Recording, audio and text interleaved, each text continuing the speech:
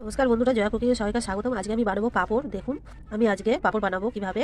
তো আমি একটা বাটির মধ্যে একটা আমি অল্প 100 গ্রাম ময়দা নিয়েছি, আর ওর মধ্যে দিয়ে দিচ্ছি জিরে, দিয়ে দিচ্ছি লবণ। এবার আমি অল্প অল্প করে জল দেব, খুব বেশি জল দেব না। আমি এটাকে ভালো করে মিশিয়ে নেব। দেখুন এইভাবে আমি গুলে নেব, আর একটু জল লাগবে। এটা কি হলো? দেখুন ব্যাটাটা এইভাবে এরকমই ঘন হবে, খুব পাতলাও হবে না, খুব ঘন হবে না, এইভাবে করতে হবে। আমি হাঁড়ি ঢাকা নিয়েছি, আমি 2 থেকে 3 ফোঁটা তেল দিলাম, দিয়ে আমি ভালো করে এটাকে মাখিয়ে নেব। খুব বেশি তেল দিলে হবে না, তাহলে পাঁপড়টা ভালো হবে না। এইভাবে মাখিয়ে নিতে হবে।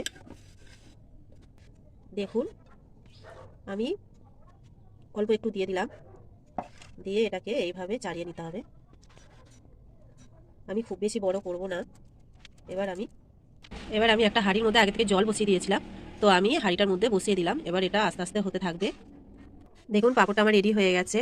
তো এবার আমি নাবিয়ে নেব, নাবিয়ে আমি এটাকে ভালো করে ঠান্ডা করে নেব। আমি নামিয়ে রেখে দিচ্ছি, এবার ভালো করে ঠান্ডা করে নেব। ঠান্ডা না হলে এটা ভালো উঠবে না। দেখুন আমি সাইডগুলো এইভাবে ছাড়িয়ে নিচ্ছি, আগে থেকে এইভাবে ছাড়িয়ে নিতে হবে।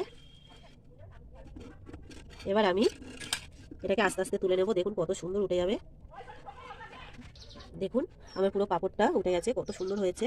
একটু তুলতে যেয়ে এখানে ফেটে গেছে, তো দেখুন কত সুন্দর হয়েছে। তো এইভাবে আমি আরেকটা বানিয়ে আপনাদের দেখাবো।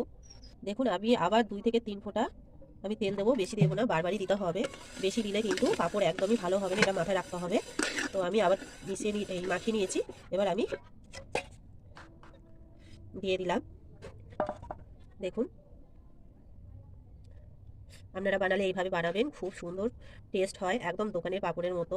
আপনাদের আর বাইরে থেকে কিনে খেতে হবে না, বাড়িতেই আপনারা বানিয়ে খেতে পারবেন। তো আমি আবার হাঁড়ির মুখে বসিয়ে দিলাম। তো এখন হতে থাকুক। দেখুন পাঁপড়টা আমার হয়ে গেছে, কত সুন্দর। এবার আমি ঠান্ডা করার জন্য রেখে দেবো কিছুক্ষণ।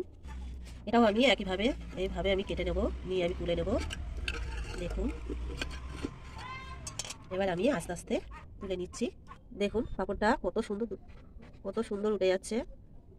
দেখুন কত সুন্দর হয়েছে দেখতে। তো এইভাবে আপনারা বাড়িতে বানাবেন। বাকিটা আমি দেখাবো। এখানে আমি একটা পরিষ্কার কাপড় পেতে রেখেছিলাম, তার মধ্যে আমি দিয়ে দিয়েছি শুকাতে রৌদ্রে। তো আমি শুকিয়ে নেওয়ার পরে আমি ভেজে আপনাদের দেখাবো। দেখুন পাঁপড়টা আমার শুকিয়ে গেছে। তো এবার আমি তুলে এটাকে আমি ভেজে নেব। দেখুন কড়াইয়ের মধ্যে আগে থেকে তেল দিয়ে দিয়েছি, তেলটা আমার গরম হয়ে গেছে। পাঁপড়টা আমি 2 টুকরো করে নিয়েছি। দেখুন আমি পাঁপড়টা ভেজে নেবো, কত সুন্দর হবে।